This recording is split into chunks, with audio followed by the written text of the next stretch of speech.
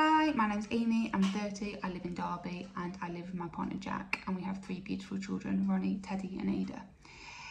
I'm going to tell our story today about how Group B Strep has affected us as a family after giving birth to our second born son, Teddy. When I fell pregnant with Teddy, it was a straightforward pregnancy, there was no complications. We found out we was having a little boy at 20 weeks, which was lovely because we already had Ronnie. And I went to a routine midwife appointment at 36 weeks, and it was here that my midwife explained to me that my local hospital was doing a Group B Strep trial. Now this is the first I'd heard of Group B Strep, and she explained to me that Group B Strep can cause newborn babies to become quite poorly, so if I was to be positive I would be offered antibiotics in labour, as the infection can reach the baby once obviously waters have gone. And she explained to me that because I laboured so fast with my first pregnancy that I would have to get to the labour ward ASAP once I thought I was in established labour with Teddy. So that was that. So then at 38 weeks I was in hospital again with reduced movements, and the consultant on shift offered me an induction which I accepted. I was induced at 6 p.m. and at 5 o'clock the following morning I started to get my first contractions. Now I laboured very fast. Within the hour I got my first contraction at 5 o'clock and Teddy was born by 6:05. So very fast, and despite everyone's best efforts I didn't get the antibiotics. This was nobody's fault, I just laboured faster than anyone expected. So what the hospital did was they kept me and Teddy in for 12 hours and they did lots of observations on Teddy to ensure that he wasn't showing any signs of infection, which he wasn't, and after 12 hours we was allowed to go home to start our life as a family of 4, and everything was going fine. And then Teddy turned a month old. Now that evening he didn't accept his 6 o'clock bottle, which again didn't really ring alarm bells to us because he was a month old. We were still trying to establish a routine. He was quite unsettled that evening, but again he had colic, so again it wasn't like alarm bells. We managed to get him settled and stop him from crying, and we all went to bed that evening. And then at midnight I woke up and realised he still hadn't had a bottle, so now he hadn't had a bottle for 6 hours.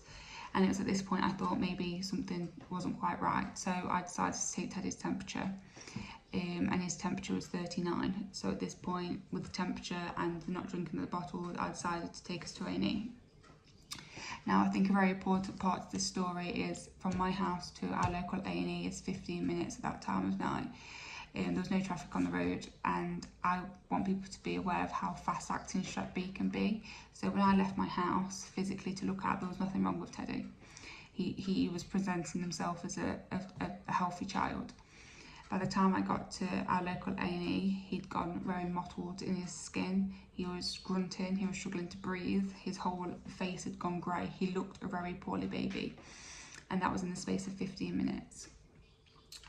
So by the time we got to A&E, luckily the doctors and nurses took one look at him and realised how poorly he was, and took us into a side room. And it was here that I just happened to mention to one of the doctors that I was Group B Strep positive in pregnancy. Now at this point I wasn't aware that late onset Group B Strep was a thing, and that it could have been passed on to anyone, from anyone, it didn't necessarily have to come from me. So when he was in hospital, they did his blood cultures and they came back as Group B Strep positive, and from this he got sepsis with suspected meningitis. Now unfortunately, much to everyone's best efforts, we lost Teddy at 5 weeks old.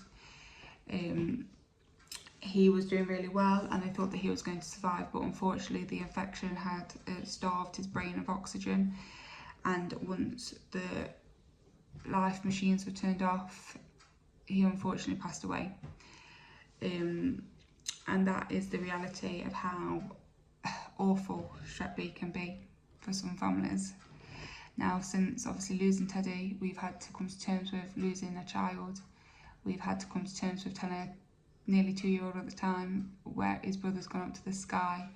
Yeah, it hasn't been the best for us as a family, but we have tried to turn every negative into a positive, and we have tried to raise as much awareness for Strep B as possible. We did a charity walk last year that raised over £12,000 for Strep B.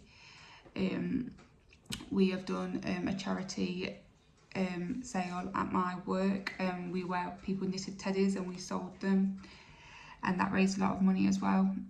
And since then we have had another little girl. We found out we was pregnant last August, and we had our baby girl in May this year. Again, I was group B strep positive.